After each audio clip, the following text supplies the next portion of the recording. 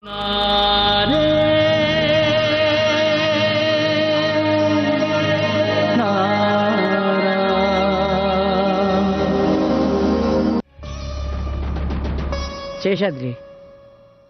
பொண்ணு புகுந்த வீட்டுக்கு போறது சந்தோஷமான விஷயம் தானே. அதுக்கு நீயே இப்படி இருக்க?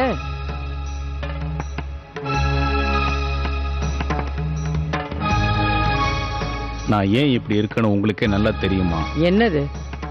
என்னன்னு சொன்னாதானே எனக்கு எல்லாம் தெரியும். நீங்க இன்னைக்கு கூட ராதிகாவை விஷாகா வீட்டுக்காரங்க பார்க்க விடாம பண்ணிட்டீங்கல்ல.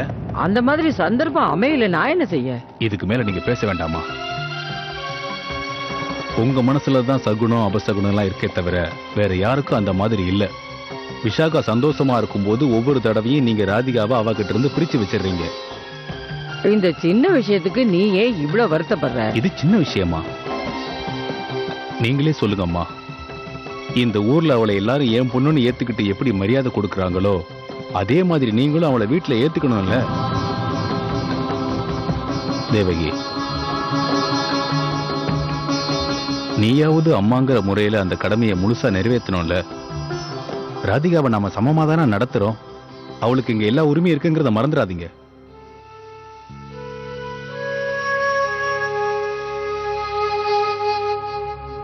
மறுபடியும் ஆரம்பிச்சுட்டான். என்னைக்காவது ஒரு நாள் சாயம் விழுக்கும்ல, அன்னைக்கு அவளை பத்தி எல்லாம் தெரிஞ்சுக்குவாங்க. இந்த பயத்தோட தானே நாம காலம் பூரா வாழணும் போல இருக்கேம்மா. காலம் பூராவா? பொய்ய மறைக்க பொய்ய சொல்லி நம்மள நாமளே இப்படி தாழ்த்திக்கிட்டு போறோமேம்மா. எப்போ எப்போ இந்த பிரச்சனையிலிருந்து நாம வெளியே வரப்போறோம்? நிம்மதியா கடவுளை கூட என்னால வணங்க முடியலம்மா. எந்த முகத்தை வச்சுக்கிட்டு நான் அவரை பாப்பேன்னு சொல்லுங்க. இத பார் தேவகி, நீ இப்படி எதையாவது யோசிச்சு யோசிச்சு உன் உடம்பை கெடுத்துக்காத. என்ன நடந்தாலும் நாம தைரியமா நிக்கணும். என் பேத்தி விஷாகா சந்தோஷத்துக்காக எப்ப வேணா என்ன வேணா செய்வேன். நீயே பாரு. இப்ப நீ என்ன செய்யணும் தெரியுமா? விஷாகா சந்தோஷமா இருக்க என்ன செய்யணும், எப்படி செய்யணும்னு யோசி. அது போதும். ராதே ராதே ராதே.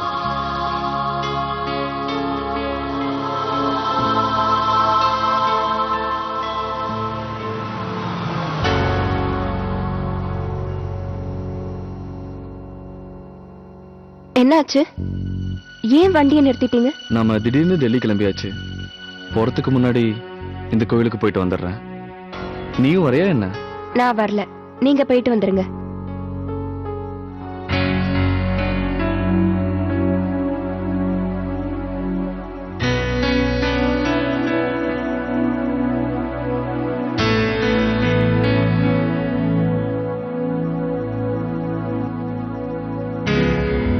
இந்த கொலுசை என்னோட கொண்டு போக கூடாது.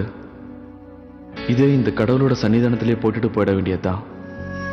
அதுக்கப்புறம் அந்த கடவுளையே பார்த்துக்கிட்டோம். இந்த கொலுசையும் சரி, இதோட சொந்தக்காரியையும்.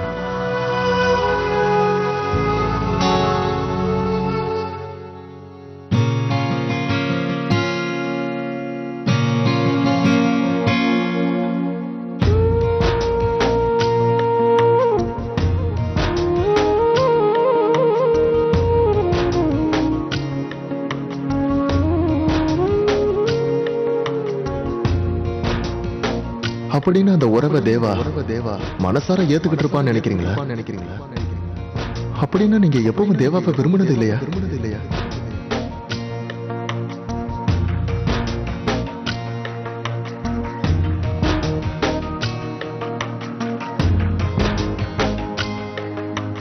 அப்படின்னா நீங்க எதுக்காக உங்க கல்யாணத்தை நிறுத்துனீங்க? ஏன்னா நீங்க என் தேவாவை மனசார விரும்பியிருக்கீங்க.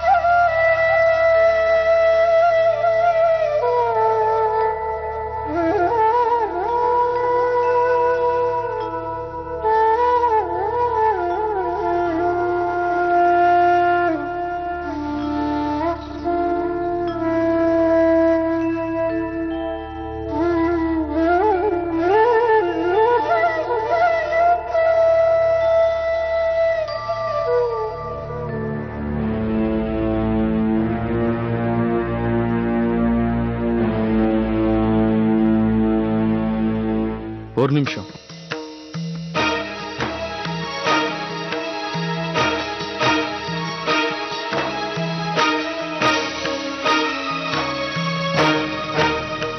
ஒருவேளை அப்படி ஒரு சந்தர்ப்பம் வரும்போது எப்படி புரிய வைப்பீங்க கண்ணனுக்கு உங்களுக்கும் கல்யாணம் ஆயிடுச்சுன்னு?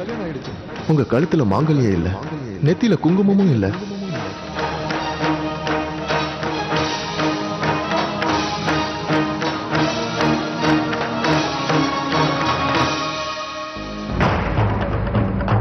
இங்க பாருங்க.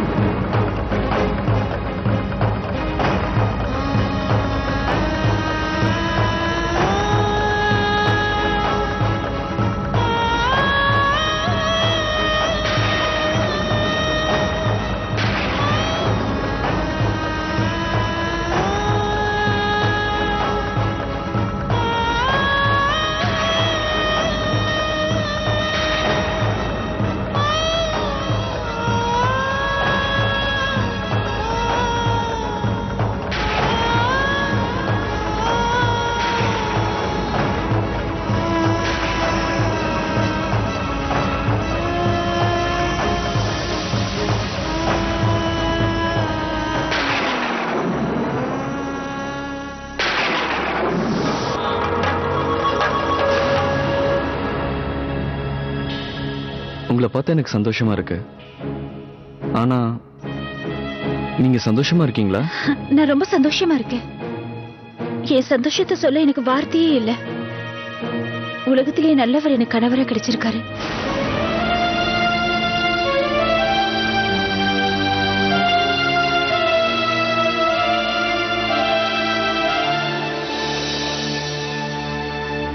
உங்களோட பொருளை உங்ககிட்ட திருப்பி கொடுக்க வந்தேன்.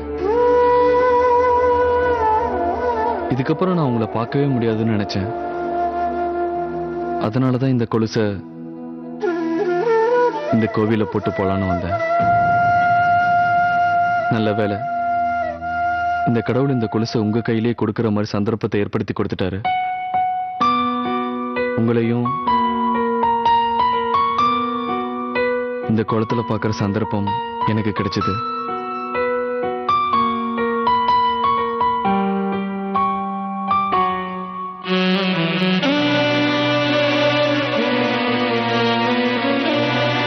இந்தாங்க உங்க பொருள், நீங்களே வச்சுக்கோங்க. இனி இதை வச்சிருக்கிற தகுதி எனக்கு இல்லை.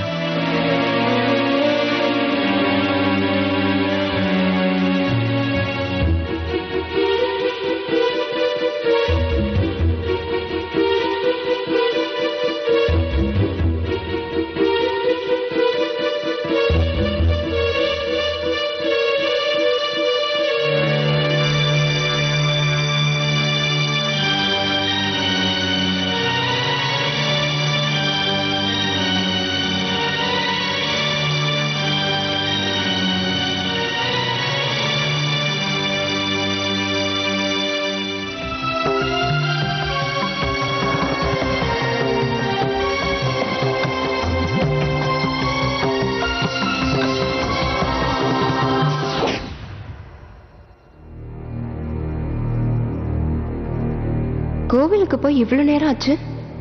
என்னன்னு போய் பார்த்துட்டு வந்துடலாம். இருக்கட்டும், விடுங்க. இப்ப இதனால எந்த பிரயோஜனமும் இல்லை.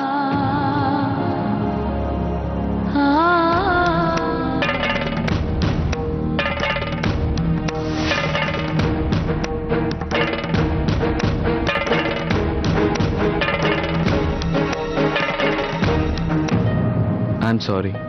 இத்தனை நாளா என்னமோ தெரியல, இந்த பொருள் எனக்கு சொந்தமாகங்கிற நம்பிக்கையில இத்தனை நாளா வச்சு பத்திரமா பாதுகாத்துக்கிட்டு வந்தேன். இன்னைக்கு அந்த பொருள் என் கண்ணெதிர்க்கு அருந்து கொட்டிடுச்சு. இப்ப நான் அதை பத்திரமா உங்களுக்கு எடுத்து தரேன். வேண்டாம், அதுக்கு எந்த அவசியமும் இல்லை. இது ஏற்கனவே அருந்து போச்சு. இதை எவ்வளவுதான் சேர்த்தாலும் மறுபடியும் இது அருந்துரும். நீங்க இங்கிருந்து போறதுதான் நல்லது.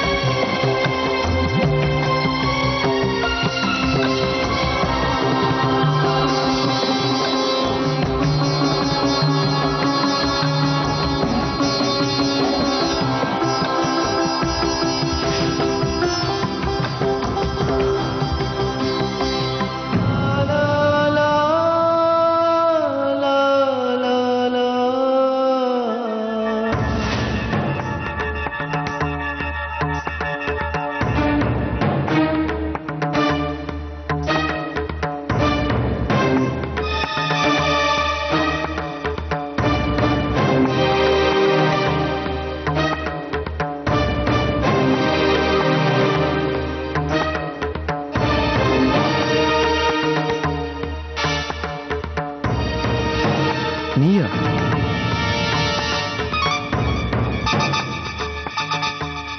நீங்க வந்து ரொம்ப நேரம் ஆச்சு, காணுமேன்னு பார்த்துட்டு போலான்னு வந்தேன்.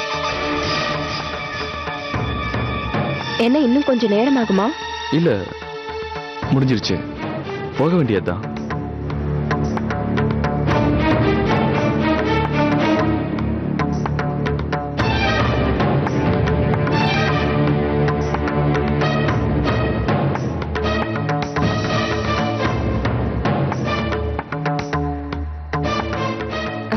வாங்க போலாம்.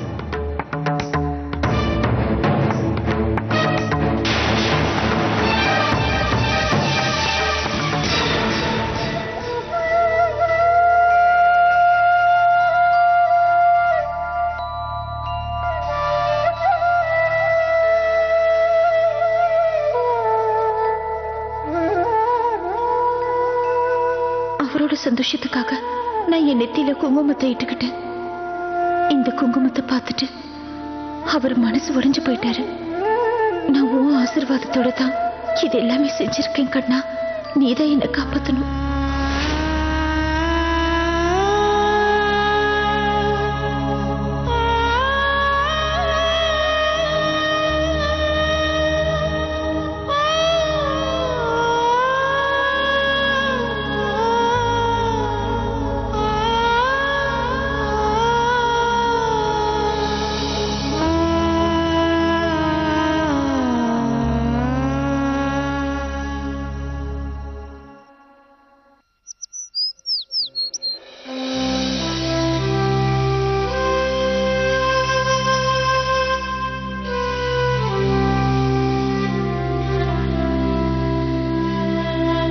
ஏன் இப்படி நடந்துகிட்டே இருக்கீங்க?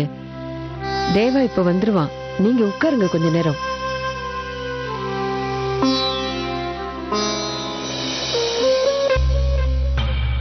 என்னாச்சுண்ணே? ரொம்ப டென்ஷனா இருக்கீங்க போல இருக்கு. ஏதாவது ப்ராப்ளமா? இல்லையே, அப்படிலாம் ஒண்ணு இல்ல. தேவா இன்னும் வரல, அதனால்தான் இவரு. என்ன பிரச்சனைப்பா? ஒண்ணு இல்ல, தேவா இன்னும் வந்து சேரலையா, அது அண்ணன் ரொம்ப டென்ஷனா இருக்கு. தேவா? அட, தேவா அங்க இருந்து கிளம்பிட்டா பெரியப்பா. அவன் வந்துகிட்டு இருக்கான், வந்துருவான் இப்ப. அதுவும் கூட அவன் பொண்டாட்டி வந்துகிட்டு இருக்கால, சைட் சீயிங்னு எங்கேயாவது போயிருப்பா இல்லப்பா?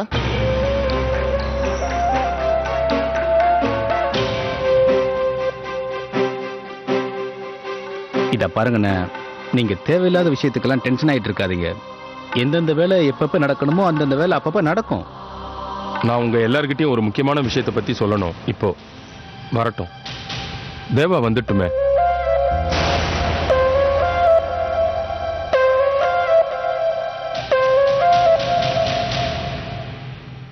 அவன் வரட்டும், அதுக்குள்ள என்னன்னு எங்க கிட்ட சொல்லலாம்ல. இப்ப என்னால முடியாது. இல்லண்ணே, என்ன கொஞ்சம் வெயிட் பண்ணு சுஷி.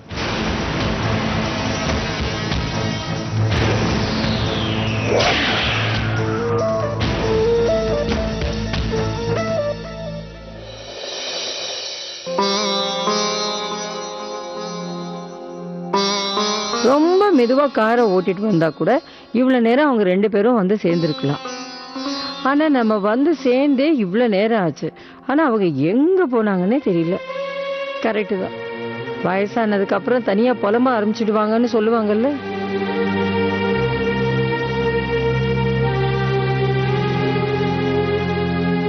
என்னப்பா செய்யற? ஒரு டம்ளர் தண்ணி கொண்டு வாங்க. இதோ கொண்டு வரேன்.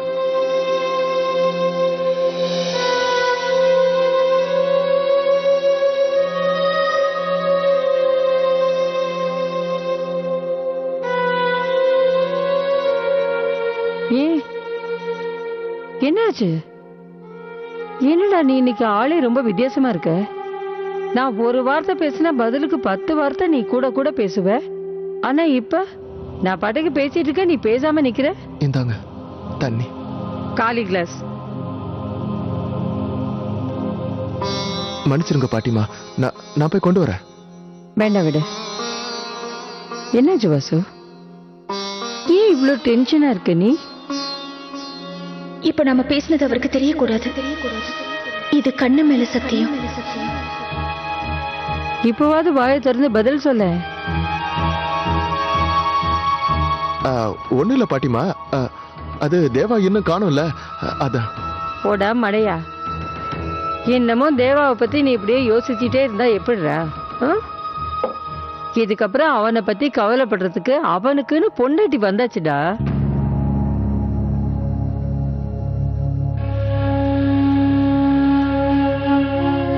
இந்த மாத்திரையெல்லாம் நான் ஏற்கனவே சாப்பிட்டாச்சு. சரி. இத பாரு வாசு, எனக்கு புரியுது. தேவா உனக்கு க்ளோஸ் ஃப்ரெண்டு தான், ஒத்துக்கிறேன். ஆனா இப்ப தேவாவுக்கு கல்யாணம் ஆயிடுச்சு இல்லப்பா. அப்புறம் அவன் கூட நெருங்கி பழகிறத நீ கொஞ்சம் கொஞ்சமா குறைச்சிக்கணும். அதை நீ புரிஞ்சுக்கோ. பொண்டாட்டி வந்தாச்சுன்னா அதுக்கப்புறம் ஃப்ரெண்ட்ஷிப் எல்லாம் குறைஞ்சிடும். அதே மாதிரி அம்மாவும் தெரிஞ்சுக்கணும் தான் பையன் இன்னொருத்திக்கு புருஷன் ஆயிட்டான்னு. அதோட முதல்ல பாட்டி தெரிஞ்சுக்கணும் இப்ப தன்னோட பேரை தன்னை விட்டு விலகி போயிட்டான்னு. இதெல்லாம் நான் உனக்கு ஏன் எடுத்து சொல்றேன்னு தெரியுமா? ஒரு பையனோட வாழ்க்கையில அவனுக்கு பொண்டாட்டி வந்துட்டா அவன் மத்த எல்லாரையும் விட பொண்டாட்டி மேலதான் கவனம் வைக்கணும். இப்ப புரிஞ்சுதா வாசு?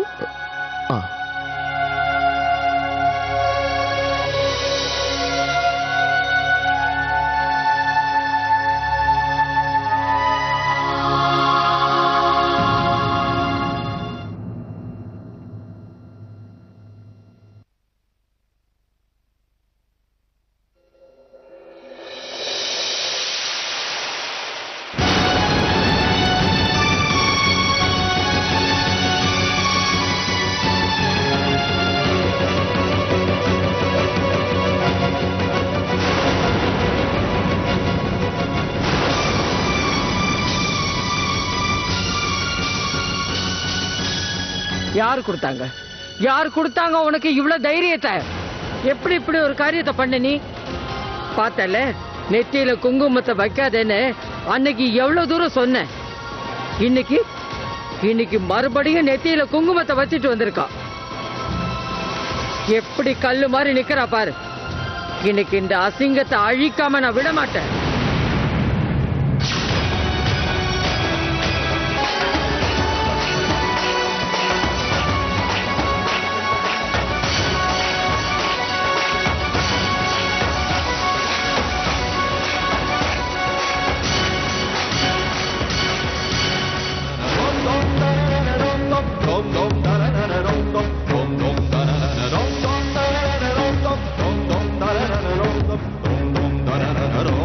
பாட்டிமா, இது அசிங்கம் இல்ல, இதுதான் என் வாழ்க்கையோட ஆதாரம். நீங்க இதை அழிக்கிறதுக்கு நான் அனுமதிக்க மாட்டேன். தயவு செஞ்சு நான் சொல்றது கேளுங்க பாட்டிமா. ராதே கிருஷ்ணா, ராதே கிருஷ்ணா, ராதே கிருஷ்ணா. எப்படி பேசுற பாரு இவ. ராதே கிருஷ்ணா, என் வயிற்றுல நெருப்பலி கொட்டாம ஓய மாட்டா போல இருக்கே. ராதே கிருஷ்ணா, ராதே கிருஷ்ணா, ராதே. போன போற விடுங்கம்மா, அவகிட்ட இதுக்கு தேவையில்லாம. இல்ல, இப்ப நான் இவளை இதுக்கு மேல சும்மா விடுறதா இல்ல. இந்த திருட்டு கழுதைங்க அவ கைய வச்ச குங்குமத்தை அழிக்க வைக்கிறேன். இல்ல பாட்டிமா, என்னால அப்படி செய்ய முடியாது. நான் கோயிலுக்கு போய் கண்ணனுக்கு முன்னாடி அவர் ஆசீர்வாதத்தோட இந்த குங்குமத்தை வச்சுக்கிட்டேன். நாசமா போச்சு. கோவில்ல இருந்து குங்குமத்தை வச்சுக்கிட்டு இந்த பிருந்தாவனம் பூரா எல்லாரும் பாக்குற மாதிரி நடந்து வந்திருக்கா இவ. ஊர்க்காரங்க எல்லாருக்கும் தான் தெரிஞ்சு போச்சே பாட்டிமா எனக்கு கல்யாணம் ஆயிடுச்சுன்னு. அப்படி இருக்கும்போது யார் என்ன கேள்வி கேட்பாங்க பாட்டிமா? கல்யாணமான பொண்ணு எதை செய்யணுமோ அதைத்தான் நான் செஞ்சிட்டு இருக்கேன். நான் பேசுறதை கேட்டு கண்டிப்பா உங்களுக்கு என் மேல கோவம் வரும்னு எனக்கு தெரியும் பாட்டிமா. ஆனா என் பக்கத்துல இருக்கிற நியாயத்தை நான் உங்களுக்கு எப்படி புரிய வைக்கிறதுன்னு எனக்கு தெரியல.